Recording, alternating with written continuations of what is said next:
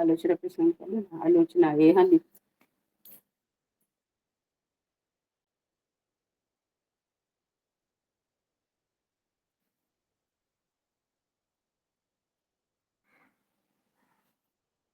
विजय तो आया तो नहीं आ रहा है। सप्तम खंड, डेट 14 जनवरी 1946, পেজ 35, 36, 37। শ্রী ঠাকুর সকালে মাতৃমন্দিরের সামনে বারান্দায় तख्तपोश उपविष्ट। श्री ठाकुर सुबह मातृमंदिर के सामने बरामदा में तख्तपोश पर बैठे हैं।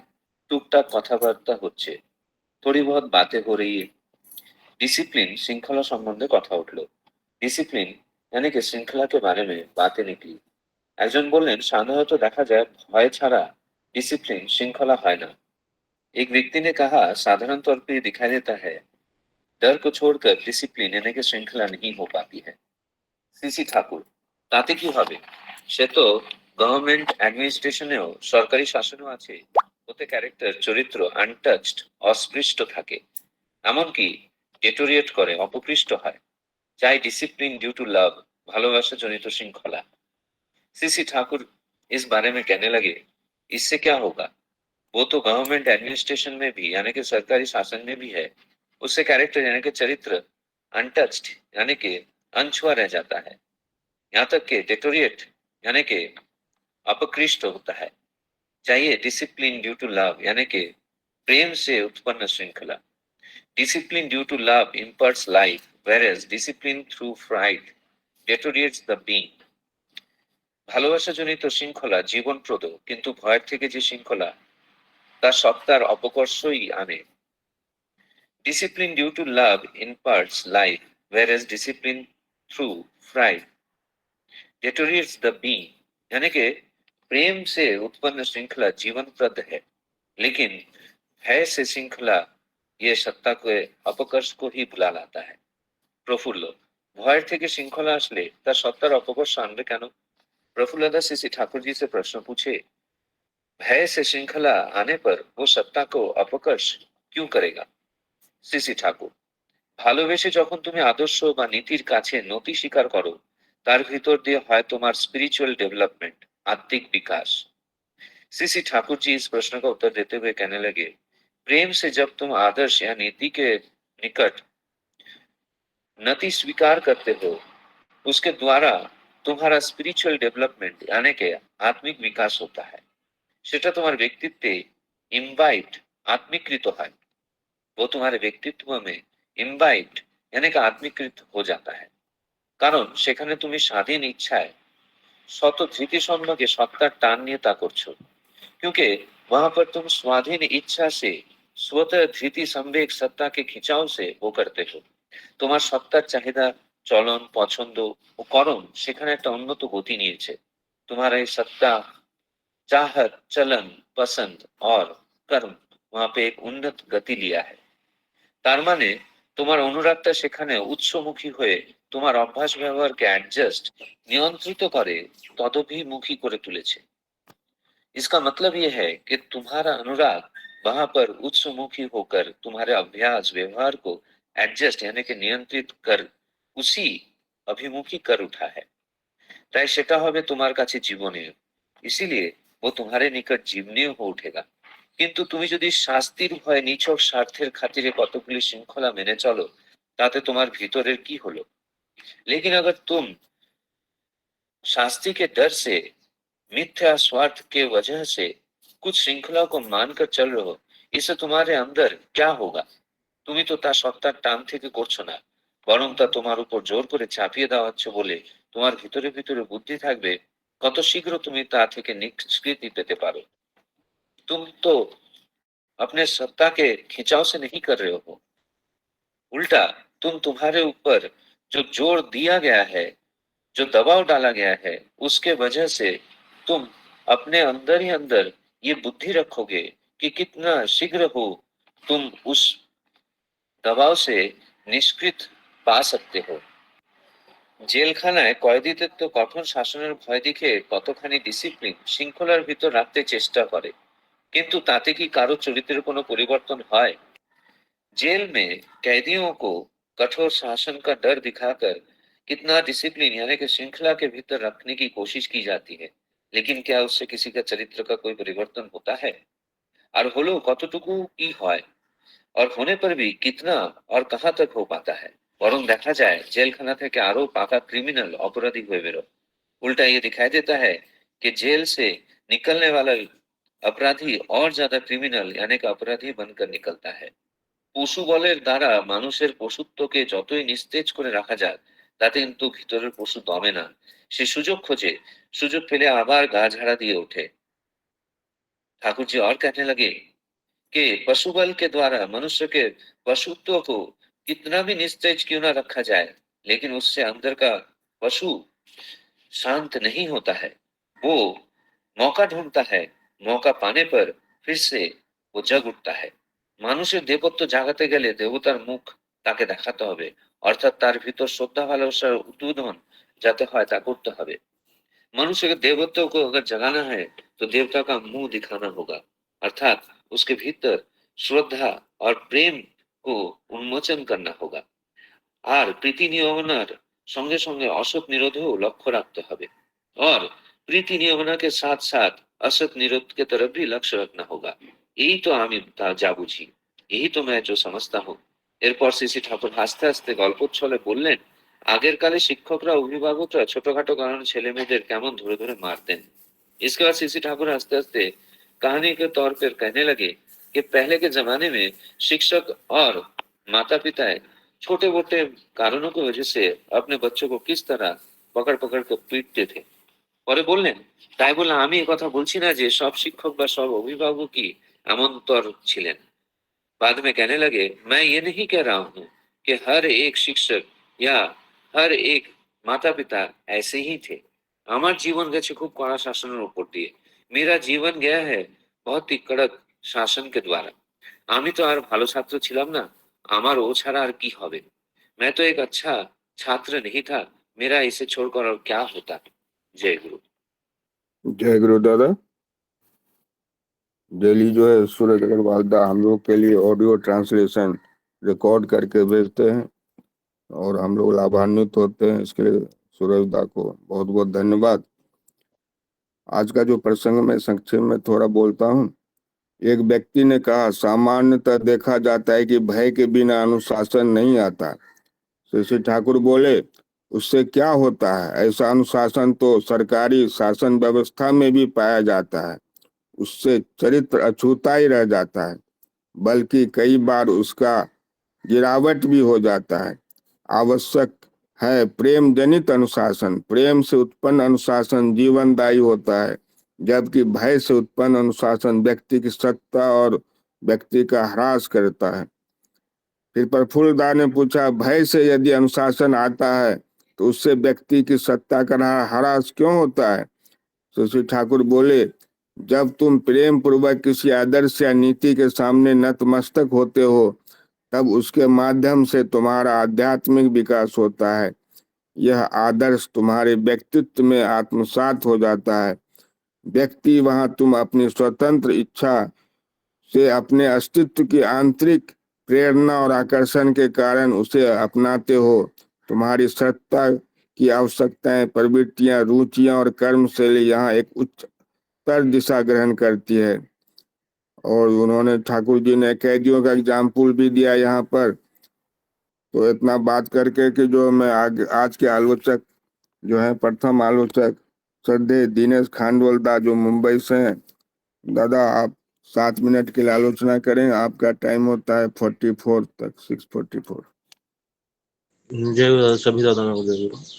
तो आज का प्रसंग कुछ ऐसा है, ठाकुर जी से प्रफुल्लदा प्रश्न पूछते हैं डिसिप्लिन के ऊपर। तो ठाकुर जी उसी चीज को अच्छे से एक्सप्लेन करते हैं। मतलब डिसिप्लिन के ऊपर जब डिस्कशन चलता है तो उसी को एक्सप्लेन करते हैं। अभी डिसिप्लिन यहाँ पर प्रसंग में ऐसा बोला गया है, डिसिप्लिन 2 टाइप की होती है। एक होता है कि आप अपने खुद के अंतर मन से वो चीज को मान रहे हो, और एक चीज है कि आपके ऊपर किसने वो थोपा गया है, मतलब कि आपको किसने वो प्रेशर से, आप किसके अंडर प्रेशर से वो काम कर रहे हो। तो देखा जाए अगर यहाँ पर दो पुत्र हैं, दो फैमिलीज हैं और दोनों फैमिलीज के एक एक बच्चे हैं। तो उनमें से एक को अगर हम एक क्या कर रहा है कि उसको बहुत उसको बहुत मतलब अनुशासन से उसका पूरा वो गया है कि तुम्हें ये नहीं करना है, ये मतलब उसको बहुत रेस्ट्रिक्शन लगाया गया है घर की तरफ से, और उसको बताया गया कि ये ऐसा मतलब ऐसे चीजें ऐसे ही करना है, और उसको बहुत चीजें प्रेशर से किया जा रहा है। लेकिन पर और एक वहां पर जो लड़का है उसको क्या किया जा रहा है कि उसको ऐसा ट्रीटमेंट दिया जा रहा है कि उसको एक आदर्श के प्रति नहीं तो वो किससे भी कनेक्टेड है, नहीं तो उसके माता पिता से ही ऐसा कनेक्टेड है कि वो कुछ गलत करे तो उसको लगता है कि हाँ मेरे माता पिता का वहां पर मतलब ऐसा सम्मान खराब होगा। तो जैसे कि अगर उसको एक अगर खराब एक लड़का है उसको अगर अनुशासन ऐसा ऐसा किया गया है, बहुत स्ट्रिक्टली अनुशासन किया गया है कि उसको बोला गया है कि तुम बाहर जाओगे तो कुछ गलत चीजें मत करना, और बाहर जाओगे तो गलत चीजें मत करना। लेकिन पर हमारा इंसान का सत्ता क्या है कि वो हमेशा डिटोरिएट मतलब डिग्रेडिंग में ही जाने का सोचता रहता है। तो वो क्या करता है कि जब भी बाहर जाता है वो दोस्त लोग कहते मिलता है कि सब दोस्त तो मेरे ऐसे गलत चीजें कर रहे हैं, पर उसका भी मन में वो चीज उठ रहा है कि मैं भी गलत करूं, लेकिन पर घर से उसको डांट पड़ रही है, इसके लिए वो गलत नहीं कर रहा है वहां पर। लेकिन पर एक टाइम पे ऐसा आएगा अगर वो अगर किसके साथ अगर जुड़ा नहीं रहेगा, कोई स्रोत के साथ जुड़ा नहीं रहेगा, अगर माता पिता से अगर उतना वो प्रेम नहीं करता रहेगा, वो सोचता रहेगा कि हाँ मुझे घर से खाली मना कर रहे हैं, मुझे कोई प्रेम नहीं कर रहा घर से इतना, और मुझे खाली ऐसे ही मना कर रहे हैं, इनको पता नहीं है। लेकिन पर बाहर जाके वो क्या कर रहा है, वो गलत चीजें वो ऑब्जर्व कर रहा है, देख रहा है, और उसके अंदर एक ऐसा भाव आ रहा है कि मैं भी ये गलत चीजें करूं। लेकिन पर घर के प्रेशर की वजह से वो चीजें नहीं कर पा रहा है। जैसे ही वो घर से अलग होगा, जैसे कि अगर सपोज वो किधर जॉब लगा, वो बाहर गया, तो वो गलत चीजें वो अपने आप करना चालू कर देगा, क्योंकि वहां पर कोई रेस्ट्रिक्शन नहीं रहेगा। और यहीं पर अगर ये वाला और एक जो लड़का है उसको घर से उसको घर से वो माता पिता से प्रेम कर रहा है, और उसके माता पिता किसी आदर्श के साथ जुड़े हैं, जिससे कि उसे पता चल रहा है कि मेरे घर का वैल्यू कितना है, मेरे मम्मी पापा का रिस्पेक्ट वो कितना है समाज में। तो वो क्या करेगा, वो अगर किधर बाहर जाएगा तो वो अपने आप को रख के नहीं सोचेगा वो जगह पे, वो अपने आप को रखने की जगह पे अपने माता पिता को रखेगा, अपने ठाकुर के जो नीति विधि है उसको रख के सोचेगा कि अगर मेरे ठाकुर रहते तो मैं यहाँ पर क्या करते, ये चीज करते नहीं करते थे। अगर ठाकुर जी ने 5 चीजें बताया है हमें कि जजन जजन ईश्वर स्वस्ति और सदाचार करना है, मैं अपने हिसाब से मानूंगा कि मैं 3 चीजें कर रहा हूं, लेकिन पर ठाकुर जी की और 2 चीजें नहीं मानूंगा, तो यहाँ पर ही गलत होगा, क्योंकि मैं अपने सत्ता के हिसाब से ठाकुर जी को लेके चल रहा हूँ। मैं वो हिसाब जैसे ठाकुर जी ने बोला है एज इट इज नहीं लेके चल रहा हूँ, जैसे यथास्वरूप, जैसे कि ठाकुर जी ने 5 चीजें बोला, मैं 5 चीजें क्या कर पा रहा हूँ, नहीं कर पा रहा हूँ। तो आज नहीं कर पाया तो क्या मैं कल कर पाऊंगा, मैं ट्राई करूंगा कि मैं कर पाऊं जैसे कि। तो यहाँ पर यही चीज है, जैसे कि अभी मैं और एक एग्जांपल देना चाहूंगा। अभी आप लोग देखे रहेंगे जापान में रूट्स वगैरह और सब चीजें एकदम डिसिप्लिनली मेंटेन रहती है। मतलब वहाँ के जो मतलब सिटीजन्स हैं वो हर एक चीजों को एकदम केयर करते हैं, जैसे कि रोड्स हो गए, नहीं तो पब्लिक ट्रांसपोर्ट्स हो गए, नहीं तो रेस्ट रूम्स वगैरह हो गए, वो सबको एकदम अच्छे से केयर करते हैं। वो क्यों केयर करते हैं? क्योंकि उन्हें बचपन से ही वो चीजों को मतलब यूज करना सिखाया गया है। जैसे कि आपको अपने देश से प्रेम करना सिखाया गया है बचपन से ही, स्कूल्स में वो सब चीजें इंट्रोड्यूस किया गया है कि आपको क्लीननेस मेंटेन करना है रोड्स वगैरह में, और पब्लिक ट्रांसपोर्ट को का अच्छे से इस्तेमाल करना है। ऐसा नहीं कि हम कहाँ पर जा रहे हैं, कचरा यहाँ पर फेंक दिया और पब्लिक ट्रांसपोर्ट में, और वो खराब होकर पड़ा रहा। तो हमें मतलब उन लोगों को प्रेम करना सिखाया गया है बचपन से अपने देश के प्रति। और वो सब जो उन्होंने फाइन रखा है, जैसे कि अभी जापान में अगर कहां पर अगर कोई मतलब थूक देता है, मतलब जैसे कि स्पिट कर देता है, तो वहां पर उसको कुछ एक सर्टेन अमाउंट ऑफ पे करना पड़ता है, और उसके लिए कुछ तो एक पनिशमेंट है। लेकिन पर इंडिया में भी तो वो पनिशमेंट रखा गया, लेकिन पर इंडिया में वो चेंजेस क्यों नहीं आ पा रहा है? क्योंकि इंडिया में वो प्रेम से नहीं किया गया, इंडिया में वो अनुशासन से कराया गया कि यहाँ पर थूकना मना है, यहाँ पर बोर्ड मार देंगे, फिर अगर थूकेंगे तो फाइन पड़ेगा। लेकिन पर वहां पर कोई चेक करने वाला नहीं रहेगा, और जहां पर थूकना मना किया गया है वहीं पर ज्यादा से ज्यादा लोगों ने वो थूका रहेगा। तो यहाँ पर क्यों ऐसा किया गया? क्योंकि यहाँ पर क्यों ऐसा हो रहा है? क्योंकि हमें यहाँ प्रेम करना नहीं सिखाया गया है, ठीक है। तो और अनुशासन से हमें ये सब कराया जा रहा है। और जापान में ऐसा क्यों हो रहा है कि वहां पर सब क्लीनलीनेस मेंटेन हो रहा है, सब एकदम अप टू डेट चल रहा है, सब डिसिप्लिन वे में चल रहा है? क्योंकि वहां पर लोगों को देश के साथ प्रेम करना सिखाया गया है, लोगों के साथ प्रेम करना सिखाया गया है। और यहाँ पर ठाकुर जी ने बोला अगर सत्ता अगर मतलब अनुशासन से अगर कोई चीज लोगों के ऊपर किया जाए तो वो एक टाइम पे उसका जो सत्ता है वो वो डिटोरिएट होता जाएगा, तो वो चीजों को एक्सेप्ट नहीं करेगा, वो खाली सोचेगा कि मैं कैसे इससे छुटकारा पा जाऊं और कैसे यहाँ से चले जाऊं। अभी हम देखेंगे अगर किसी ने मतलब दीक्षा लिया है तो वो उसका मन कैसा करता है कि आज मैं मतलब आज करूं करने का मन नहीं कर रहा है, फिर कल करने का मन नहीं कर रहा, लेकिन पर उसके बाजू में अगर कोई गुरु भाई है वो उसको बोले कि तुम आज ये किए, तुमने आज इष्टबुद्धि किया, तुमने आज बराबर प्रेयर किया टाइम पे, तो वो क्या सोचेगा कि ये व्यक्ति यहाँ पर रह के मुझे परेशानी कर रहा है, ये कैसे मैं यहाँ से कैसे अलग हो जाऊं, नहीं तो ये कैसे यहाँ से अलग होके चले जाए। उसका मतलब सत्ता ऐसा हर टाइम डिटोरिएट करेगा, लेकिन पर एक सर्टेन टाइम के बाद अगर उसे हम कंटिन्यू वो चीज में अगर हम बार बार पुश करेंगे वो व्यक्ति को, तो एक सर्टेन टाइम के बाद उसका सत्ता भी समझेगा चीजों को, वो ठाकुर जी को समझेगा, फिर वो कभी भी ऐसे उसके माइंड में नहीं आएगा कि मैं ये छोड़ दूं, आज इष्टबुद्धि किया हूं तो प्रेयर छोड़ दूं, नहीं तो प्रेयर कर रहा हूं तो इष्टबुद्धि छोड़ दूं, ऐसा कुछ उसके माइंड में नहीं आएगा, वो भी करेगा और चीजों को समझेगा। तो ठाकुर जी ने यहाँ पर ये डिसिप्लिन का मतलब बताया है। फिर आगे ठाकुर जी ने बोला है कि जय बस गुरुदेव। आज के प्रसंग में तो मुझे इतना ही होगा। जय गुरु। बहुत सुंदर खंडोलदा ने बहुत अच्छे तरीके से जो आज की विषय वस्तु को प्रेजेंट किया है। अभी आगे नेक्स्ट आलोचक है सदैव प्रकाश सादा, जो ठाकुर जी का द्वजू है, मुजफ्फरपुर से जुड़े हैं। दादा आप जो है अनुरोध है कि आप 10 मिनट के लिए आलोचना करें, आपका टाइम होता है 6:54 तक। आवाज मिल रही है?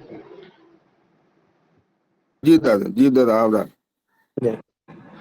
जैसा कि आज का प्रसंग है अनुशासन, तो पूर्व प्रसंग में भी मेरा कुछ इसी तरह का टॉपिक मिला था जिसपे अनुशासन पे ही बात हुई थी, जिसमें हमने थोड़ा सा एलैबोरेट किया था कि अनुशासन 2 शब्दों से मिलकर बना है, अनु और शासन। अनु मतलब टू बिहाइंड और शासन मतलब नियम, नियम के पीछे चलना ही अनुशासन है। अब यहाँ क्या है कि अनुशासन फॉलो कैसे करें। अनुशासन कई बार प्रेमवश करने की बात हुई है, कई बार प्रेशर में लोग करते हैं। जैसे बचपन में ठाकुर जी को अपना बताया कि बहुत टीचर्स लोग उनको पिटते उठते थे उनको सही करने के लिए, और कई बार क्या होता है कि सेम ट्रीटमेंट किसी और के साथ दिया जाए तो वहाँ पे उससे प्रेम ना होके रिवेंज का बात है। जैसे ठाकुर जी को उनके टीचर अगर भर्त्सना करते थे, पिटते थे, समझाते थे, मारते थे, या उनकी माँ ऐसा करती थी, कड़ा अनुशासन में रखती थी, तब भी ठाकुर जी को उनसे प्रेम रहता था। लेकिन कई बार होता है कि ऐसा ही सेम ट्रीटमेंट किसी और के साथ करने पे वहाँ पे क्या होता है कि हमको वहाँ से भागने की, स्किप करने की सोचते हैं, और कई बार मौका मिलने पे रिवेंज करने की सोचते हैं कि इन्होंने एक समय पे मेरे साथ ऐसा व्यवहार किया था, अब मैं इनके साथ ऐसा करूंगा। तो प्रॉब्लम क्या है कि प्रत्येक व्यक्ति जो है बचना बढ़ना चाहता है, और बचने बढ़ने के लिए कुछ आचरण को वो अपने जीवन में अपनाता है, और वही आचरण बताता है कि यह हम कितना अनुशासित है और कितना अनुशासित नहीं है। जैसे भय की बात हुई तो रामायण में भी जब माँ सीता का जब खोजने की बात हुई थी और समुद्र पार करना था, उस समय बहुत सारी बातें थी, तो कुछ एक प्रसंग आया था जिसमें हनुमान जी बोले थे कि बिन भय प्रीत न होए, बिना भय का प्रीत नहीं होगा। तो एक्चुअली वहां जो भय की बात कही गई थी वो भय था प्रेम की भर्त्सना, कि यदि जो ठाकुर जी सत्यानुष्ठान में बोले हैं कि गुरु का भय करने से अच्छा उनकी प्रेम की भर्त्सना करना अच्छा है, कि यदि मैं अन्याय करूं तो उनके हृदय को आघात पहुंचेगा, उन्हें अच्छा नहीं लगेगा। इस प्रकार का आचरण करना चाहिए। इस प्रकार के सोच के चलने से क्या होता है कि मन में शांति आती है, श्रद्धा आती है, भक्ति आती है, और मनुष्य का आध्यात्मिक विकास होता है। इसका एक दो उदाहरण ठाकुर जी के समय से ही लेते हैं। एक बार पीसी सरकार जो जादूगर थे इतने बड़े, वो ठाकुर जी के आश्रम में गए थे। तो ठाकुर जी के आश्रम में जाने के बाद वो बहुत सारा ड्रामा वगैरह हुआ, वहाँ पे बहुत सारा जादू वगैरह हुआ। बाद में जब एक बार पीसी सरकार ठाकुर जी से पूछते हैं कि ठाकुर जी, मैं तो इतना बड़ा बड़ा जादू दिखाता हूँ, इतना करामात करता हूँ, तो इतने लोग मेरे पीछे दीवाने रहते हैं। मैं कुछ दिनों से आश्रम में हूँ, मैं तो देखा नहीं कि आप कुछ चमत्कार करते हैं, कुछ ऐसा करते हैं जिससे लोग इतना आपके पीछे पड़े रहे, इतना आपको फॉलो करके चले, ऐसा क्या जादू करते हैं। तो ठाकुर जी उनको आनंद बाजार करने के लिए भेज देते हैं और वहाँ एक दादा थे, उनसे बात करने के लिए बोलते हैं। तो गए आनंद बाजार करने और दादा से बात किए, तो दादा के विषय पूछे, तो दादा उस समय वो आनंद बाजार पड़ोस रहे थे, तो बोले कि आप पहले आनंद बाजार कर लीजिए फिर बात करते हैं। और आनंद बाजार करने के बाद जब पीसी सरकार उनसे मिले तो वो बोले कि दादा अभी इन जो 2 हाथों से आपको भोजन कराया हूँ, इसी 2 हाथों से ठाकुर से मिलने से पहले न जाने कितने लोगों का सर मैं धड़ से अलग कर चुका हूँ। ये ठाकुर का प्रेम है, ये ठाकुर का प्रेममय अनुशासन है, जिसको अपना के और श्रद्धा से अपना के मेरे जीवन में ये बदलाव हुआ था। इसका एक और एग्जाम्पल है हेमचंद्र कवि। हेमचंद्र कवि क्या बहुत विद्वान थे, अनंतनाथ महाराज के संपर्क में आने के बाद उनको थोड़ा ठाकुर जी से अटैचमेंट हुआ और वो दीक्षा लिए थे। लेकिन जब वो ठाकुर से मिलने गए तो सोचे कि ठाकुर की परीक्षा लेते हैं। फुल एकदम जितना वाइन ले सकते थे उतना वाइन लेके ठाकुर के पास गए और ठाकुर का तो मिलने का प्रेम आग्रह ऐसा था कि उनको मिलते ही ठाकुर उठ के उनसे गला लगा लिए और वो इतना मतलब वाइन लिए हुए थे कि उनको होश नहीं था और वो ठीक गिर गए। ठाकुर जी पकड़ के उनको मतलब दोनों आदमी जमीन पे बैठ गए, उसके बाद उल्टी वगैरह सब कर दिए। थोड़ी देर बाद ठाकुर जी मतलब गोद में ही उनको रखे रहे। जब हेमचंद्र को होश आया तो ठाकुर से बोले कि ठाकुर आपको घृणा नहीं आई, आप मुझे साइड करवा देते, इतने आपके भक्त है, ये सब करवा देते, आप मुझे अपने गोद में सहलाते रहे मेरा सर, मतलब आपको घृणा नहीं है। तो ठाकुर जी बोले कि हेमदा यदि बायां हाथ को अगर घाव हो जाए तो दायां हाथ क्या करेगा, उसको काट के बिक देगा क्या उसका इलाज करेगा। ये जो प्रेम, ये जो अपनाने का भाव, ये जो अपनापन, जहां पे हेमचंद्र को एकदम लग गया कि अरे ये वही सत्ता है जैसे मैं सारी जगह शराब पी के जाता हूँ, कुछ अव्यवहार करता हूँ तो सब लोग मुझसे घृणा करते हैं, मेरे पीठ पीछे मेरी बुराई करते हैं, मुझे इग्नोर करते हैं, लेकिन ये एक आदमी है जो मुझे अपना रहा है, इस कंडीशन में भी अपना रहा है। और वो ठाकुर के हो गए, ठाकुर के यहाँ चले गए। लेकिन क्या है, प्रवृत्ति जल्दी तो आती नहीं है। वो हिमायतपुर आश्रम में रहने के बावजूद पवना जाके अपना वाइन वगैरह लेते थे, तो और वाइन लेने के बाद तो आदमी को होश रहता नहीं, कभी इधर गिर गए कभी उधर गए, आश्रम की बदनामी होने लगी। वो भी जानते थे कि सब लोग पीठ पीछे बोलते हैं कि आश्रम अब शराबियों का अड्डा हो गया है। तो एक दिन ठाकुर जी उनको बोले कि हेमदा आप जो उधर ये जाके करते हैं, पवना जाके लेते, मैं आपके लिए इसी जगह आपको मंगा दूंगा, आप आश्रम में ही पीजिए और आश्रम में अच्छा से रहिए। हेमदा को लगा कि ये आदमी जिसको इतना लोग पूजा करते हैं, इतना फॉलो करते हैं, ये मेरे लिए जो इतनी बदनामी सुन रहे हैं सारे लोगों से और मेरे ही रक्षा के लिए बोलते हैं कि आप बाहर ना जाके इसी जगह कीजिए। ये जो प्रेम, ये जो अपनापन, ये जो उनको लगा कि अरे मैं अगर उनको सरेंडर करूं तो मेरी सत्ता हर तरह से अछून रहेगी, मेरे सत्ता को कोई हिला नहीं सकेगा।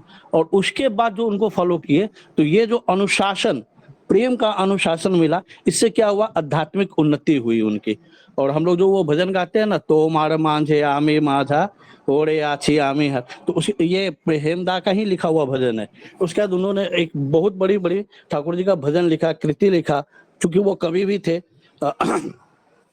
तो यही ठाकुर कह रहे हैं कि प्रेशर से किसी को हम लोग वो नहीं कर सकते जब तक उसके अंदर ये प्रेम भाव, अपने प्रेम से उसको नहीं अपने अंदर जागृत कर लेते, जब तक वो यह नहीं समझ लेता कि ये जो व्यक्ति है, इन्होंने इनके साथ रह के, इनकी बातों को मान के हमारे जीवन का कल्याण ही होगा। जैसे माँ जितना भी मारे पीटे गाली दे जो करे, लेकिन बच्चा नहीं छोड़ता, क्योंकि जानता है कि मेरा जो भी है, मेरा जो भी कल्याण होना है वो मेरी माँ ही करेगी, मेरे गुरु ही करेंगे, मेरे फादर ही करेंगे, इसलिए वहां पे अश्रद्धा नहीं आती। इसके जस्ट अपोजिट जो जेल का उदाहरण दिए, वहां पे जाने के बाद इस तरह का शासन होता है कि बाहर आने के बाद आदमी और विरक्त मतलब हो जाता है इससे, और मतलब बुरा बन के समाज में रहने लगता है। अब उसको भय भी खत्म हो जाता है कि अंदर जाने के बाद एक बार तो देख लिया कि क्या हो सकता है मेरे साथ, तो अब वो जब तक वो काल कोठरी नहीं देखा था, जब तक जेल का शासन नहीं देखा था,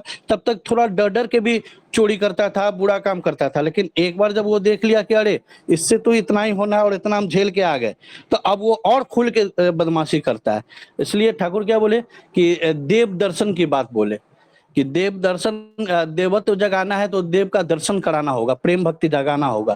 तो वो ठाकुर बोले ना, a man is shaped and fashion bye objective love, मतलब मनुष्य को जैसा बनाना चाहते हो या मनुष्य जिससे प्रेम करता है वैसा ही बन जाता है। तो अगर किसी प्रेममय, किसी आदर्श प्रेममय के अंतर्गत हम लोग रहते हैं, उनकी सत्ता के अंतर्गत रहते हैं, तो उनसे जो हम लोग पाते हैं वो हमारे जीवन को आगे की ओर ले जाता है। और यही मतलब ठाकुर जी इसमें कहना चाह रहे हैं। बातें इसमें और भी बहुत सारी हो सकती है, लेकिन समय का अभाव है, टाइम हो गया है। दादा जय गुरु। जय गुरु दादा, बहुत सुंदर आलोचना आपने किया। और ठाकुर जी जो है किसी प्रेममय से जुड़ेंगे तो हम प्रेम सीखेंगे, और डर से तो नहीं पॉसिबल है कुछ अनुशासन, यही ठाकुर जी बता रहे यहाँ पे। अभी जो है हमारे जो नेक्स्ट आलोचक है श्रद्धेय सुशांत नायक दा SPR ठाकुर जी के बॉम्बे से। दादा से अनुरोध है कि दादा आप जो है 12 मिनट के लिए आलोचना करें, आपका टाइम होता है 7:06 तक। सभी को जय गुरु। आज बहुत ही जीवन की प्रयोजन के अनुसार जो श्रृंखला हर मनुष्य जीवन में रहना चाहिए, उस विषय में श्री ठाकुर जी के साथ आलोचना हो रहा था मातृ मंदिर का सम्मुख में। श्री ठाकुर जी तख्त में उपविष्ट है। एक गुरु भाई ने सहज सरल से प्रश्न किया श्रृंखला व अनुशासन के बारे में, तो उन्होंने बोलने लगा श्रृंखला तो सरकार की नियम के हिसाब से मनुष्य को प्रतिपालन किया जाता है। तभी ठाकुर जी बोल रहा है जो श्रृंखला जो जबरदस्ती किसी को परिपालन कराना जाएगा तो ज्यादा टाइम नहीं रहता है उसका जीवन में, वो पुनराय उसका निजत्व में फिर आता है। इसीलिए उसको जीवन में कोई जब तक वो अनुशासन जो करा रहा है उसको प्रति प्रेम नहीं आएगा, तो अनुशासन वो बाध्यता हो जाता है, उसको बाध्यता किया जाता है। वो तो गवर्नमेंट जैसा नियम बना के, कानून बना के उसका अंतर्गत जो उसका जो शासन का जो रूल रहता है उसके हिसाब से, जैसा कानून में बहुत सारा शासन की धारा दिया गया है, तो ये शासन ये दोषी करने से वो शासन उसको लागू होता है, ऐसा कानून में ऐसा है। सरकार की बहुत सारा कठिनाई कानून है, लेकिन तब भी हमारा देश में वो दुष्कर्म करने वाला रुकता नहीं है। उसका कारण मेरा बोध में जो आया है, ये अनुशासन जो बोध है उसका अंदर जागृत करने के लिए उसके प्रति प्रेम होना चाहिए। जैसा ओम प्रकाश दा माँ के बारे में उदाहरण देके बोला, माँ के प्रति प्रेम रहता है बोल के माँ कितना भी शासन करता है तो भी वो शासन को ग्रहण करते हुए उसका जीवन में जो भी बोध जागता है माँ शासन क्यों किया है, तो भी उसका अनुशोचना बोध आता है और उसको परिपालन करने के लिए वो बाध्य होता है, क्योंकि माँ को प्रति प्रेम है। ठाकुर जी कोई बार बार बोलना चाहता है, जैसा प्रफुल्लता भी बोल रहा था, पूछा था ये जो जबरदस्ती करके अनुशासन सिखाए जाने से क्यों नहीं हो सकता है। जैसे ठाकुर जी सहज भाव से बोला उनको, ये आदर्श प्रति जब अनुराग नहीं रहता है, आदर्श के प्रति जो भी तान नहीं रहता है, खिंचाव नहीं रहता है, तो भी वो जबरदस्ती करके वो सामयिक परिवर्तन हो सकता है, परमानेंट नहीं हो सकता है।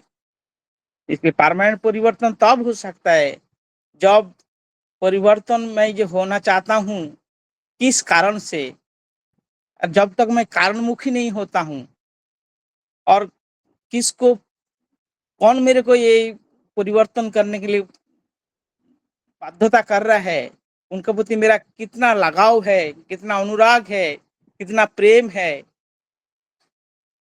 इसका ऊपर निर्भर करता है मेरा अनुशासन बोध कितना जाग उठेगा। इसीलिए ये अनुशासन को कुछ हद तक, जैसा जेल में अनुशासन करके उसका शासन करके उसका रूल का रेगुलेशन दिया जाता है, उसको बाध्य किया जाता है परिवर्तन होने के लिए, लेकिन तभी भी परिवर्तन नहीं होता है। उसका उसका उसका रिएक्ट उल्टा हो जाता है। वो और आज मजबूत क्रिमिनल बनता है। उसका कारण है उसका बोध को, उसका विवेक को जागृत किया नहीं होता नहीं है। कोई रूल से, नियम से विवेक को जागृत नहीं होता है। विवेक जागृत करने के लिए ऐसा एक आदर्शवान का प्रति अनुराग होना चाहिए। इसलिए जीवन में जब भी कोई आदर्श रहता है उसका जीवन विचलित नहीं होता है, उसका जीवन नियंत्रित होता है। नियंत्रण भाव से चलने की जो जो जो इसका उसकी इच्छा अंतर से जाग उठता है। यही मेरे लिए सबसे सुंदर पथ है। इतना में मेरे को कौन प्रेम कर सकता है, ये बोध जो भी जाग उठता है। जैसा श्री ठाकुर जी कुछ कारण से श्री ठाकुर जी का माता मनमोहनी शासन करने के लिए उसको दौड़ रहा था उसको पीछे पीछे। जब भी दौड़ते दौड़ते देखा वो माँ को बहुत कष्ट हो रहा है, तो भी श्री ठाकुर जी रुक गया और माँ उसका जो गुस्सा था, उसका जो इच्छा था, वो प्रहार किया ठाकुर जी को, वो निर्विवाद से वो सहन किया, क्योंकि वो माँ को प्रेम करता है। श्री ठाकुर जी इसीलिए बोला प्रेम से जगत उद्भासित हो सकता है, और प्रेम प्रक्षालन से मनुष्य का अंतर चेतना को जागृत होता है। इसीलिए प्रेम ऐसा एक चीज है, उसका अंदर जो जी बोध होता है, बोध रहता है। एक हर मनुष्य का अंदर अच्छा बुरा दोनों है। जो अच्छापन जो है, जो अनुशासन जो है, उसको जीवन को अच्छा बनाने के लिए जो अनुशासन जरूरी है, वो जाग उठता है मेरे जीवन में। यही बहुत ही सुंदर पथ है। जैसा बचपन में शासन करता है उसका बोध नहीं रहता है, लेकिन जो भी बड़ा होता है तो भी वो जान मन में सोचता है मेरे को पिताजी जो मारा था, नहीं मारता था तो मैं शायद मेरा जीवन ये जो आज जो रूप दिख रहा है ये नहीं होता था। माँ जो अनुशासन किया था उसका बहुत सारा जो मेरा अंदर जो अवगुण था, शायद माँ अनुशासन करते हुए, शासन करते हुए उनको निकाल दिया मेरा जीवन से। इसीलिए मेरा जीवन, मेरा बोध, मेरा विचार, मेरा चिंता जो सुंदर भाव से मैं जो सोच पा रहा हूँ आज, ये सहज बोध नहीं जागता था। ये भाव, ये चिंता तो भी आ सकता है जो भी प्रेम रहता है तो। इसीलिए जीवन में हर मनुष्य का जीवन में ऐसे प्रेमी की आवश्यकता है। इसलिए ठाकुर जी जो विधान हम लोग को दिया है, जो जन इष्टभीति, ये कोई शासन नहीं है।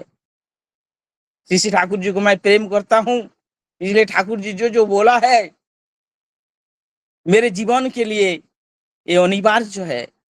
इसीलिए सहज सरल भाव से उनको पालन करते हुए जाता हूँ।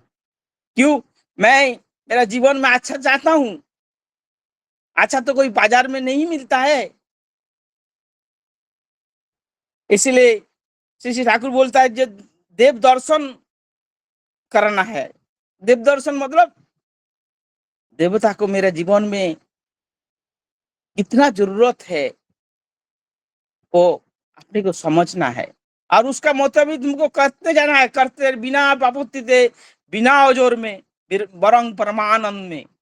ये परमानंद जो है जब तक नहीं होता है तब तक वो मेरे लिए एक कुछ रूल है ऐसा लगेगा। जब प्रेम हो जाएगा तब तू परमानंद से करते जाएगा, तब आनंद को सहज भाव से अनुभव कर सकता है कि मैं आज जो भी खुशी में हूँ, जो भी आनंद में हूँ, उसका बदौलत श्री श्री ठाकुर जी को ग्रहण किया था, इसका बदौलत ही हो रहा है। ये भाव अपना अपना मन से गा उठेगा और हृदय प्रफुल्ल हो जाएगा और तभी मैं दूसरे को भी यही प्रफुल्लता की बात कह सकता हूँ आनंद के साथ, क्योंकि मैं मेरा जीवन में जो भी प्रफुल्ल अनुभव कर रहा हूँ श्री श्री ठाकुर जी को प्रेम करके। यही प्रेम की बात श्री श्री ठाकुर बोलता है। इसीलिए जब प्रेम की बात जब भी किसी को कहता है तो भी प्रेम तुमको सिखा देगा प्रेम कैसा किया जाता है। इसीलिए दूसरे की प्रेम की श्री श्री ठाकुर जी बोल रहा है प्रेम की बात बोलने से पहले प्रेम करना सीखना है। पहले प्रेम करना, कैसा प्रेम करेगा ना, मैं जीवन में प्रेम की जो सिक्तता में उद्बुद्ध हुआ हूँ, इसलिए कोई भी मनुष्य को देखता हूँ तो प्रेम जाग उठता है। परसों का दिन मैं राजकोट गया था, ट्रेन में जान करके आ रहा था तो ट्रेन में जो खाना देने वाला आया और तो खाने का नीचे का प्लेट का पीछे बहुत तेल लगा हुआ था, तो उसको बोला पेपर दो। वो तुरंत जाके एक एसी का जो बेडशीट रहता है वो लाके दिया और मैं बोलने लगा ये तो गंदा हो जाएगा, खराब हो जाएगा। तो उन्होंने बोला जी ये तो रेलवे का चीज है, गंदा होगा तो आपको क्या है। ऐसा दिनेश खंडवाल भाई बोल रहा था जो हर चीज का प्रति जो हमारा देश का ये चीज है, ये खराब होना हमारा देश के लिए खराब है, क्योंकि वो हम आज ट्रेन से चला जाएगा, कल दूसरा आदमी फिर आएगा। ये जिस देश के प्रति हर चीज के प्रति प्रेम तब आएगा जब मैं कोई बंधन में खुद को बांध के रखता हूँ। कोई प्रेमी पुरुष का प्रेम की बंधन जो है श्री श्री ठाकुर जी जो बोल के गया है वो मेरे लिए मेरे जीवन के लिए, मेरा समाज की हर मनुष्य के लिए बोल के गया है। हर मनुष्य कैसा उपकृत होगा ये भाव में जब भी रहेगा तभी मैं सोच नहीं सकता ये भारत सरकार की ट्रेन है, मेरे को क्या लेना देना, ऐसा सोच नहीं आएगा जैसा जापान में होता है। दादा ने बोला, पूर्ववर्ती वक्ता ने, जो देश का प्रति प्रेम, देश का हर वस्तु के प्रति प्रेम, मनुष्य को हर मनुष्य के प्रति प्रेम तब आ सकता है जब मैं कोई अनुशासन में मैं साथ बंधन हो गए रहेगा, क्योंकि तभी मेरा अंदर ऐसा कुछ दूसरे का कोई खराब हो ऐसा मन में आ ही नहीं सकता है। इसीलिए अनुशासन प्रेम से ही हो सकता है और कोई रूल बा कोई नियम बा कोई पेशा से नहीं हो सकता है। यही बोलते हुए सभी का मंगल प्रार्थना करता हूँ परम पिता का चरण में। वंदे पुरुषोत्तमम, वंदे पुरुषोत्तमम, वंदे पुरुषोत्तमम। बहुत सुंदर दादा आपकी आलोचना। प्रेम की बात करने से पहले दादा प्रेम करना सीखना पड़ेगा। बहुत इंपॉर्टेंट लाइन आपने बोली है। आज कुछ नए दादा माँ जुड़े हैं, मैं उनका नाम ले परिचय देना चाहता हूँ। प्रतेश कुमार दा, जय गुरु दादा। आप कहाँ से जुड़े हैं? प्रतेश कुमार। और दूसरे एक दादा हैं राजीव कुमार दा, जय गुरु दादा। और एक माँ जुड़ी है मधु साहा माँ, जय गुरु माँ। आप कहाँ से जुड़े हैं? मधु साहा माँ। जय गुरु माँ। जय गुरु दादा, हम रेणु शाह माँ है, हम अपनी बेटी के नंबर से जुड़े हैं। अच्छा अच्छा फिर अच्छा, हम जय 12 बंद है दादा। जय गुरु। जय गुरु माँ, जय गुरु। अभी जो है कंक्लूडिंग आलोचना के लिए मैं श्रद्धेय शशिकांत दास से अनुरोध करता हूँ कि दादा आप कंक्लूडिंग आलोचना करें।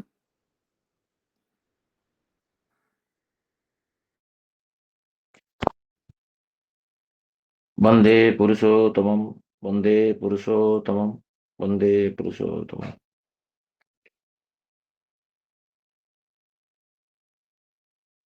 निरंतर भाव से हमारा डॉक्टर सूरज अग्रवाल दा, उनका विजिट में, पर्सनल विजिट में भी ये आलोचना को वो डेली ट्रांसलेट करके भेज रहे हैं और हम उसको सुन रहे हैं। मैं उनके पास आभार हूँ और सबके तरफ से उनको धन्यवाद देना चाहूँगा। और हमारा सोमनाथ दा का ऑप्शन में भी विजय दा बहुत सुंदर भाव से मैं देखता हूँ, बहुत कुछ हेल्प करते हैं। जो ये वक्ता निर्धारण करने में कौन आलोचना करेंगे और इसका संबंधित किसका क्या नॉलेज है वो परख के वो हर दिन ये प्लेटफॉर्म वो मैसेज डालते हैं। हम सबके तरफ से उनको भी धन्यवाद देना चाहूँगा। व्यस्त बहुल जीवन में मुंबई में देखते हैं तो ये सब चीज धर डेली पढ़ना, विश्लेषण करना, व्यक्तिगत एनालिसिस करना, व्यक्तित्व के ऊपर जो प्रवृत्तियां इसको नियंत्रण करना, ये संभव नहीं होता है। मुझे बहुत सारा लोग का फीडबैक मिला है ये शशि भाई ये आलोचना प्रसंग हमारा जीवन को परिवर्तन कर दिया है। और हम जो भी जानते थे आज तक सब कुछ गलत जानते थे, और आज वही बातें जब होता है जो इसके पहले इसका मूल कारण है प्रेम। जो ठाकुर जी का बातें जो आइडियोलॉजी है, love and name can conquer the universe, जो ठाकुर जी बोले हैं, जो कल हम बात कर रहे थे, जो बोले थे चला ये प्रेम से सब कुछ हो सकता है, ठाकुर जी बोलते थे। तो अभी ये जो कठोर शासन से ठाकुर जी पसंद नहीं करते थे। ठाकुर जी बोलते थे, ठाकुर जी बोल रहे हैं ये जो कुछ अभिभावक है जो पुराना जमाना में 1946 भी 2026 में हम आलोचना कर रहे हैं। 1946 में ठाकुर जी पुराना जमाने का बात कर रहे हैं।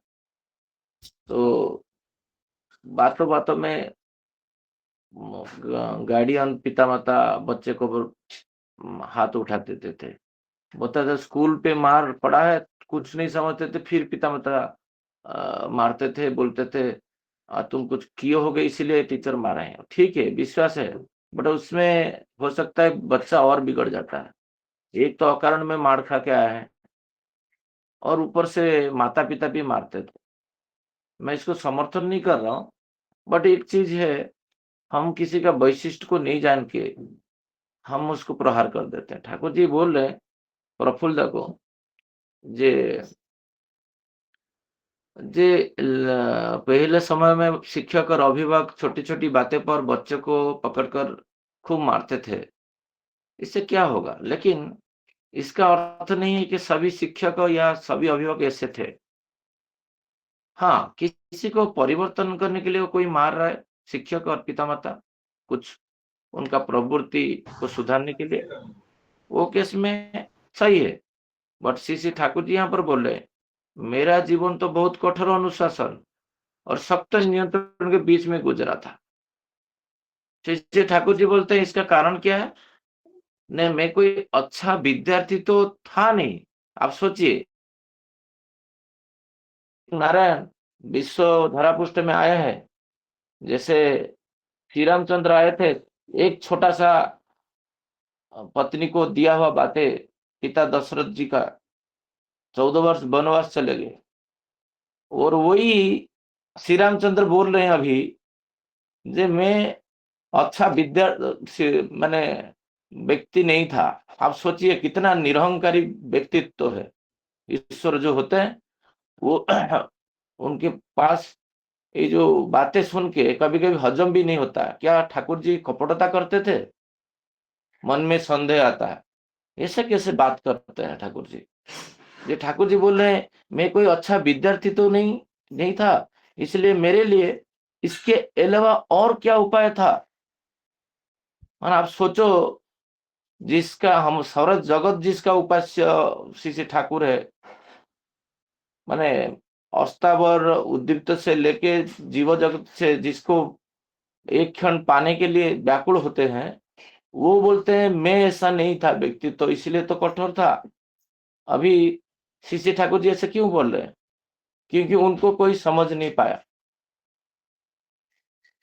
ये शिक्षक पूछ रहा है एक में एक मिलने से कितना होगा, श्री श्री ठाकुर जी बोल दे एक, और शिक्षक मार रहे हैं, और सारे बच्चे हंस रहे हैं, बार बार पूछ रहे हैं, बार बार भी एक का उत्तर दे के दो तो बोल दे अनुकूल, इतना तेरे को नहीं आता है, को शब्द शब्द भी गद्दा भी हुई उसकी है, तेरे से पढ़ाई लिखाई होगा नहीं। और मार खा के आके माँ के पास व्याकुल होके बोल रहे। यही जो बातें श्री श्री ठाकुर जी बोल रहे, जगत में एक मिलने से पानी मिलेगा तो पानी ही होगा, तेल से मिलने से तेल होगा, तेल से पानी में मिला देंगे तो वो तेल नहीं रहता है। जल मिश्रित पानी तेल बोला सकता है, कि ज्यादा तेल में पानी डालेंगे तो बोलते हैं तेल मिश्रित जल हो सकता है, बट वो पानी का अस्तित्व वैशिष्ट नहीं रहता है। इसलिए वो बोलते हैं जीव जगत में सारे लोग का अभिन्न है। ये बातें, ये थ्योरी शिक्षकों को पता नहीं चला। यही बातें श्री ठाकुर जी बोलते हैं जे इसका अर्थ आप समझना मत जाना जी ठाकुर जी को कुछ नहीं आता था, वो ईश्वर है, सृष्टि करता है, बट उनका बिना दया होने से किसी को समझना उनको काठिकर है। इसलिए बोल रहे मैं अच्छा स्टूडेंट नहीं था, मुझे कोई समझ नहीं पाए। तो कभी कभी ये बातें हमारा जीवन में होता है, हमको भी समझ नहीं पाते हैं, और वही लाइकली माइंडेड लोग चाहिए उनको समझने के लिए। तो ठाकुर जी जो मूल प्रश्न था, जे व्यक्ति के बोले हैं जे ठाकुर सामान्यतः देखा जाता है जे भय के बिना अनुशासन नहीं आता है। ये थ्योरी में पूरा वर्ल्ड चल रहा है, सारे विदेश से लेके हमारा देश में जे कठोर शास्ति करो। उड़ीसा में ट्रैफिक नियम का परिवर्तन हुआ, हेलमेट नहीं लगाने से 2000, दूसरा रूट में जाने से 10,000। एक व्यक्ति, मैं ओला ड्राइवर के साथ एक बार बात कर रहा था, उड़ीसा में ट्रैवल कर रहा था, बोला मैं 21,000 2 बार नियम भंग करने से मुझे 21,000 देना पड़ा। तो अभी देखता हूँ सारे लोग भय से हेलमेट लगाते हैं उड़ीसा में, भय से। क्योंकि इसके पीछे क्या है, जे 20,000 की 2,000 की 1,000 रुपया एकदम देना पड़ेगा, नहीं तो इतना सख्त रूल है, वो ट्रैफिक पुलिस आपका गाड़ी का चाबी लेके चला जाएगा, पैसा भरो दूंगा, नहीं तो फिर जब रजिस्ट्रेशन होगा तब ले लेते हैं। तो क्या उनके मन में एक भी देशभक्ति है? जो अभी हमारा दिनेश भाई बोल रहे थे, क्या वो उड़ीसा को प्रेम करके, कि राज्य को, कि देश को प्रेम करके वो हेलमेट लगा रहा है? वो लगा रहा है बिकॉज ऑफ उसको फाइन देना पड़ेगा, पेनाल्टी। यहाँ पर आप हॉर्न देने से 1,000 रुपया फाइन, वहां पर गाड़ी का स्पीड 30 के ऊपर लेके जाओगे तो 500 रुपया फाइन।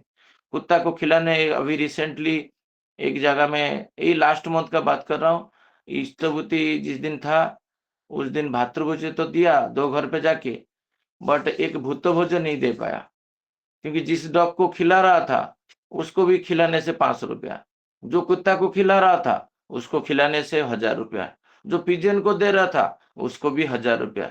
मैं डर के, क्योंकि हर जगह में कैमरा लगा दिए और मेरा वीडियो को फ्लैश कर देंगे कैसारियों में, जे व्यक्ति खिला रहे हैं, एक तो फिर इज्जत भी बचाओ, फिर पैसा भी भरो।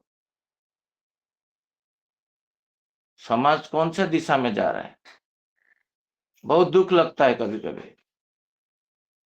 तो ये बातें श्री ठाकुर जी बोल रहे हैं, जे क्या इससे होता है, ऐसा कुछ होने वाला नहीं, ये तो सरकारी व्यवस्था जैसा हो गया। मुझे प्रेम करता हूँ, मेरा प्रिय परम बोलता हूँ, बट मैं जो ठाकुर जी का इच्छा है, जो सूर्योदय से पहले भोग निवेदन करने से मैं तुम्हारा घर पे आता हूँ, तो ये जो बातें था ना कि बूढ़ी माँ बोल रहे ठाकुर जी के टाइम में, एक स्टोरी हम आलोचना प्रसंग में डिस्कशन किए थे, 1942 का बात है। वो सोच रहा है जे क्या ये सचमुच जो ठाकुर जी बोल रहे हैं मैं तुम्हारा घर पे जाता हूँ और लोग इसको विश्वास करके इष्टवृत्ति दे रहे, ये नहीं हो सकता है। तो जब उनका बारी होता है, प्रणाम देने के लिए आते हैं, तो बूढ़ी माँ को ठाकुर जी बोल रहे हैं, इतना नीचा जो होता है ना चाल घर होता है, क्यों किए हो, बार बार मेरा सर लगता है बैंड होके जाने में, तुम तो बैंड हो गए हो, मुझे भी बैंड कर दोगे। वो रो के ठाकुर जी के पास, यही होता है जे प्रेम, जो भय होता है, जे पूर्ण नहीं होगा, मेरा जो पंचमाज्य के पुण्य नहीं होगा, वो भय से भातृभोज दे रहा है, वो भय से भूतभोज कर रहा है, जब मुझे कुछ पुण्य मिल जाएगा।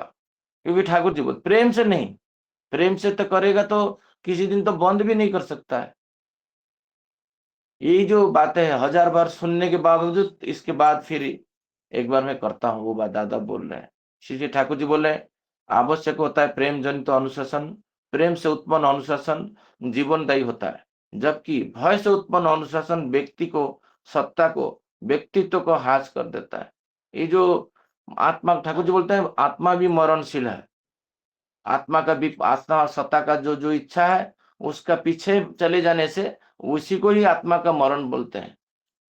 हम तो सब जानते थे जे आत्मा अमर है गीता से पढ़ के, तो ठाकुर जी बोलते अमर का अर्थ क्या होता है, ये जो उनका विपरीत चले जाना, और वही होता है भय से होने से मनुष्य ऐसे करता है। मनुष्य जब प्रेम से करता है तो वो फाटक के पास, मेरा जीवन का मैं बार बार उदाहरण देता हूँ, वो शहीद नगर फाटक के पास 15-17 मिनट धूप में समर का सीजन में मैं खड़ा नहीं होता, क्योंकि तब ये आलोचना प्रसंग स्टार्ट हुआ था, तब वही हम सालेपुर कॉलेज में स्टार्ट किए थे, पढ़ाई करते थे, उसको अंडरलाइन करते थे, उसको एग्जीक्यूट करते थे। तब देखा ठाकुर जी का नियम था, फाटक में इतना सारे लोग मरते हैं तो साइकिल पे रोक के धूप में लोग उस तरफ से, जे मैं भी अच्छा शिक्षक स्टूडेंट नहीं था तब सोच रहा था, क्योंकि लोग मुझे पागल बोलते थे, जे तुम पागल हो गए हो, तुम आ जाओ नीचे, हम लोग आगे, तुम नहीं आ पा रहे। मैं आ ही नहीं पा रहा था क्योंकि ठाकुर जी को प्रेम करता था, ये नियम भंग होने से ये हो जाएगा। अभी एक अश्वमेध यज्ञ हुआ था खरगर में, जिसमें मोर देन 5 लाख लोग ज्वाइन किए थे 5 दिन में, उसमें हमका एंट्री हो गया, बट उसमें देखा गया पूरा डिफेंस मिनिस्टर आ रहे हैं, प्राइम मिनिस्टर का प्रोग्राम था, बहुत सारे चीफ मिनिस्टर आए थे। तो इसमें देखा गया, जो विकास भाई मेरे साथ थे, हम लोग एंट्री कर गए एक शॉर्टकट वे में, क्योंकि मेरा पास वीआईपी पास था। फिर विकास भाई मुझे बोले जे इसके अंदर कुछ अघटन होता है तो जो बिना एंट्री में आए दैट इज कल्प्रिट, वही ही शास्ति भोगेगा, और हम नियम को मानेंगे नहीं कि ठाकुर जी का सुस्तेन लेके दोनों। फिर हम वो इवेंट के बाहर गए, वो जहाँ पर बायोमेट्रिक गवर्नमेंट लगाया था, तो वहां पर जाके फिर दोबारा भरने में फिर उनका डिटेल मांगा तो हाथ में कुछ नहीं था, आधा घंटा डिटेन कर दिया। तो वो व्यक्ति बोला कि तुमको इवेंट में जाने के बाद फिर रिटर्न आए क्यों। यही होता है प्रेम का द्वारा जो शासन होना। जो हम लोग ठाकुर जी को प्रेम करते हैं, एक कहीं पे चॉकलेट खाते हैं, उसको पॉकेट में डाल के मैं कितना बार आके घर पे डाला हूँ। पानी बोतल का कैप एक होता था, तो आरसीबी के अंदर, मेरा ऑफिस के अंदर फेंक देने के लिए मन नहीं करता, पॉकेट में पानी बोतल का कैप को भी पॉकेट में डालता हूँ डस्टबिन में डालने के लिए, क्योंकि ठाकुर जी के साथ हम जुड़े हुए हैं, हम ठाकुर जी का लोग हैं।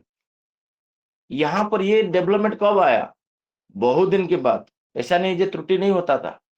ये जो ठाकुर जी बोल रहे हैं ना, जब प्रेम पूर्वक किसी आदर्श व नीति को सामने नतमस्तक होते हो तो उसके माध्यम से आध्यात्मिकता सृष्टि होता है, आध्यात्मिक सदाचार का बात यहाँ पर ठाकुर जी बोल रहे हैं।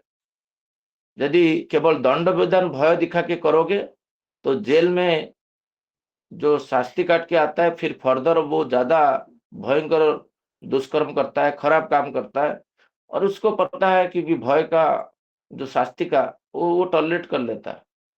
हमारे जीवन में यही हुआ है। हम कभी सोचे हैं?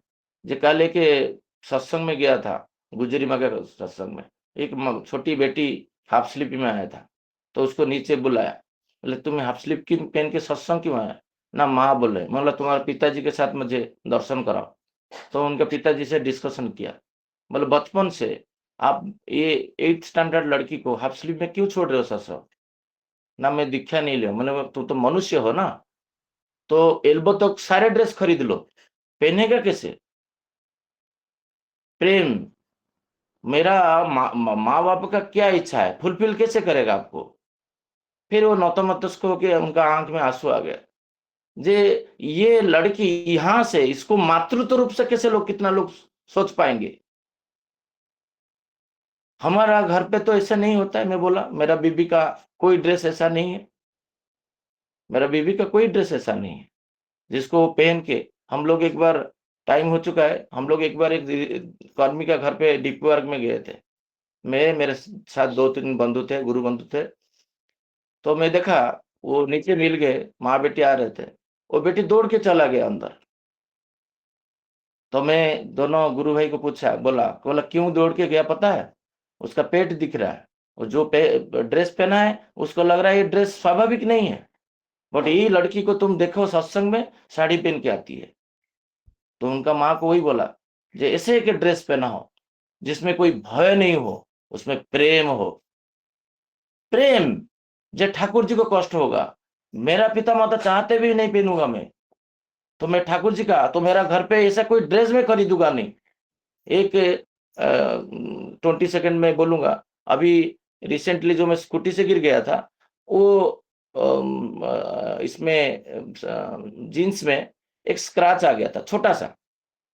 तो ये फ्राइडे मैं जो पहन के निकले गया, प्रज्ञा को बोल रहा था जी ये मुझे अलाउ नहीं करता है, इतना छोटा सा स्क्रैच भी, इतना स्क्रैच भी पहनने के लिए जा रहा था, उसको रखा, फिर और एक पहना। क्यों? ये बोध नहीं, हम सत्संगी है, हम ठाकुर जी का संतान है, कोई भय नहीं है, हमारा प्रेम है, तो हम स्क्रैच वाला भी थोड़ा सा भी पहन नहीं सकते हैं। जे शशि का दाब स्टार्ट कर दिए ये वाला पहनना, ये होता है प्रेम से करामती, और नियंत्रित करता है। इतना बोल के मेरा वाणी को यहीं पे विराम देता हूँ। जय गुरु। जय गुरु दादा। ये सभी बातें आपने प्रैक्टिकल एग्जाम्पल दिए, और आध्यात्मिक सदाचार क्या होता है उसको वो भी आज सीखने को मिला। एक्चुअली पता नहीं दादा, कल आप बोल रहे थे जो देवघर ट्रिप आप जो है स्लीपर में टिकट लिया अपना, वही मैं कल से सोच रहा हूँ। कल दिमाग में मैंने सोच रहा था कि एक दादा बोले थे कुछ दिन पहले, वो बोले कि मैं 1-2 महीने में, क्योंकि प्लेन चालू हो गया बम्बई से देवघर, तो मैं हर महीने 2 महीने में जो है देवघर जाता हूँ, आचार्य दर्शन प्लेन से जाता हूँ, चला आता हूँ सैटरडे संडे। और कल आपकी बात सुना है तो कल मैं विवश हो गया कि जो आप इतना माइन्यूट लेवल पर कैसे जो है सोच लेते हैं। और जो है सरदेव वनकर दा भी हम लोग के कहने पर वो भी हम लोग के साथ जा रहे हैं, वो भी स्लीपर क्लास में जा रहे हैं। पता नहीं विषय वस्तु के बियॉन्ड है, लेकिन पता नहीं मेरे दिमाग में इस तरह की बात चल रही थी, तो वही मैं बोलना चाहा। तो आज के आलोचना प्रसंग को यहीं पर समाप्त करता हूँ। सभी दादा माँ से अनुरोध है कि